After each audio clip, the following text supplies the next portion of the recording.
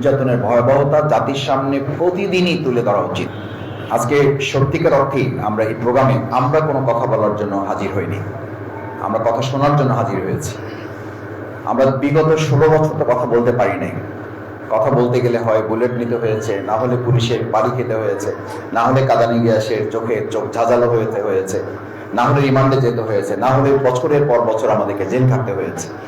সেই কথা বলার স্বাধীনতা নিয়ে এসেছেন যারা, আমরা যদি তাদের কথা না শুনি তাহলে তো এটা তাদের প্রতি সুবিচার করা হবে বলে আমরা মনে করি না। যারা আমাদের কথা বলার এই সুন্দর সুযোগটুকু করে দিয়েছে, কথা তো তাদের শুনতে হবে। আমরা গতকাল এবং আজকে পত্রিকায় অনলাইনগুলোতে দেখেছি, ইলেকট্রনিক মিডিয়াতে দেখেছি যে আমাদের এই সমস্ত চোখ হারানো, হাত হারানো, পা হারানো ভাইয়েরা অন্তর্বর্তীকালীন সরকারের প্রধানের সাথে কথা বলতে চান। আমার মনে হয় তাদের কথা আমাদের শোনা উচিত। শুধু প্রধান উপদেষ্টা নন, তার সামগ্রিক কাজের ব্যস্ততাকে সামনে রেখে হয়তো এটা খুব বাস্তব নয়। ইতিমধ্যে শুনেছেন, বসেছেন, বিভিন্ন ফর্মে বসেছেন, আমাদের ভাইদের সাথে বিভিন্ন মত বিনিময় হয়েছে। কিন্তু আমার মনে হয় একটা আলাদা কমিশন করে, আলাদা একটা দপ্তর করে আমাদের এই ভাইদের কথা শোনা এবং তাদের নির্যাতনের ভয়াবহতা জাতির সামনে প্রতিদিনই তুলে ধরা উচিত। তাহলে যেটা হবে, এই এখন যারা নতুন নতুন ইস্যু তৈরি করে আমাদের 2024 সালের 5ই আগস্টের এই আহত পঙ্গু ভাইদের নির্যাতন নিপীড়নের চিত্রটা যারা পিছনে ফেলে দিতে চাচ্ছেন, ইতিহাসটাকে বিকৃত করা অথবা ইতিহাসটাকে চেপে দেওয়া, ইতিহাসটাকে চাপিয়ে দেওয়া, ইতিহাসটাকে বিকৃত করে এটাকে আমাদের মন থেকে মুছে ফেলার চেষ্টা যারা করছেন, আমার মনে হয় এটা আর একটা ষড়যন্ত্রের অংশ। আমরা সেইখান থেকেই মনে করেছি আমাদের এখন মাঠে সবচেয়ে বেশি আমাদের কথা বলার, যে রাজনৈতিক কথা বলার সময় তো আমাদের বহু থাকবে। যদি দেশ থাকে তাহলে আমরা কথা বলার সুযোগ থাকবে, যদি স্বাধীনতা থাকে তাহলে আমাদের কথা বলার উন্মুক্ত পরিবেশ থাকবে, তাহলে দলের কথা বলতে পারবো। যদি দেশই না থাকে, যদি স্বাধীনতার সেই 15.5 বছরে আবার অন্ধকার জগতে আমাদের ফিরে যেতে হয়, তাহলে তো আমাদের এই ভাইদের কথা না শুনলে আমাদের কথা বলার সুযোগ থাকবে না। আমি মনে করি আমাদের কথা বলার স্বাধীনতা যারা নিয়ে এসে দিয়েছেন তাদের কথা এখন শোনা এবং জাতির কাছে তাদের কথা পৌঁছে দেওয়াটা আমাদের সবচেয়ে বড় দায়িত্ব। আমরা যাদের জন্য কথা বলার সুযোগ পেয়েছি, আমরা আজকে তাদের কথা শুনবো। আমি সম্মানিত সুধীমণ্ডলী, সাংবাদিক বন্ধুগণকে অনুরোধ করব যে আমাদের এই ভাইয়েরা এখানে যারা উপস্থিত আছেন, ছোট ছোট করে আমাদের একদম ওই দিন কি ঘটেছিল, আপনি কোথায় ছিলেন, আপনার নাম পরিচয় যদি আপনি বলতে পারেন সবচেয়ে ভালো।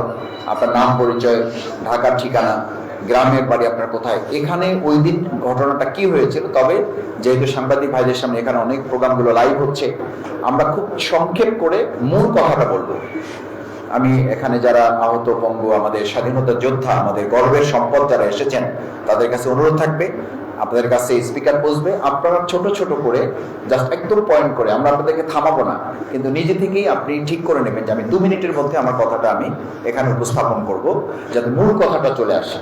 আপনার নাম কি, আপনি কোন স্পটে ছিলেন, সেখানে কি ঘটনা ঘটেছিল, কোন গুলিতে বা কার আঘাতে বা কি নির্যাতনে আপনি শিকার হয়েছেন, এখন আপনার শারীরিক অবস্থা কি, কি চিকিৎসা আপনি নিয়েছেন, সামনে আপনার কি প্রয়োজন, এই সব কিছু মিলে আমরা সর্বোচ্চ 1 থেকে 2 মিনিটের মধ্যে আপনার কথাগুলো উপস্থাপিত হলে, আমাদের এখানে প্রায় 15 থেকে 20 জন ভাই উপস্থিত হয়েছেন।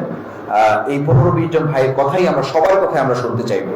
আমি আশা করবো যে আমাদের সাংবাদিক ভাইয়েরাও, আমাদের কথা তো আপনারা জাতির কাছে বহু শুনিয়েছেন, আমাদের এই ভাইদের কথা আমাদের সাংবাদিক ভাইয়েরা গুরুত্বের সাথে বিবেচনা করেছেন, আজকে তারা এসেছেন। আমি সাংবাদিক ভাইদেরকে আন্তরিক ধন্যবাদ, কৃতজ্ঞতা জানাই। এবং একই সাথে আমাদের সুধীমণ্ডলী ধৈর্য ধরে আমরা কম সময়ের মধ্যে আমাদের ভাইয়েরা কথাগুলো তুলে ধরবেন এবং আগামী দিনে এই ভাইদের হাত হারানো, পা হারানো, এই যে আজকে স্ক্র্যাচে ভর করে যারা এসেছেন, যারা তার পায়ের উপরে ভর করে আসতে পারেন নাই, যারা আরেকজনের কাঁধে ভর দিয়ে এসেছেন, আমি আমার সুধীমণ্ডলী, আমার বাউফলের প্রাণপ্রিয় ভাইয়েরা, আমার দেশবাসী, আমি তাদের কাছে অনুরোধ করব, যারা তার একটা পা হারিয়ে আমাদের কাঁধে পা রেখে এসেছেন, যারা আহত পঙ্গুত্ব বরণ করে আমাদের কাঁধে ভর করে এসেছেন, আমরা এই বাংলাদেশের ভারটা আমাদের কাঁধে আমরা বহন করবো ইনশাআল্লাহ। তাহলেই শুধুমাত্র তাদের ঋণ শোধ করা সম্ভব হবে, তাহলেই শুধুমাত্র তাদের এই হাতে, তাদের এই পায়ে, তাদের এই চোখ হারানো ঋণ শোধ করা সম্ভব হবে। এবং একই সাথে যে নতুন বাংলাদেশের স্বপ্ন তারা দেখেছেন, যে সুন্দর স্বপ্ন তারা বিনির্মাণ করার জন্য আমাদের এরকম একটা নতুন স্বাধীন বাংলাদেশ দিয়েছেন।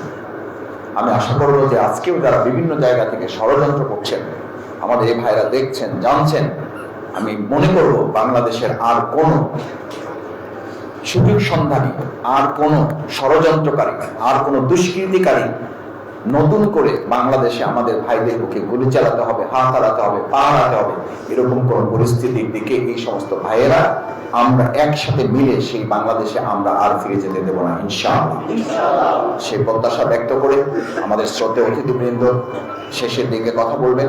আমি এ পর্যায়ে আমাদের যারা আহত পঙ্গু, সেই সমস্ত বীর শহীদ মুক্তি, আমাদের বীর মুক্তিযোদ্ধা যারা, স্বাধীনতা যোদ্ধা যারা, আমরা এখন তাদের কথা শুনবো।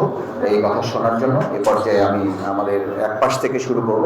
একেবারেই আপনারা আবার একটু অনুরোধ করছি, যেহেতু এটা লাইভ হচ্ছে অনেক জায়গায়, আপনারা ছোট ছোট করে একদম মূল পয়েন্টগুলো আপনারা বলবেন।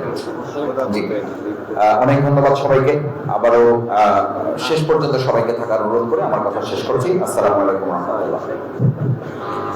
একটু তুমি দাঁড়িয়ে পড়ছো।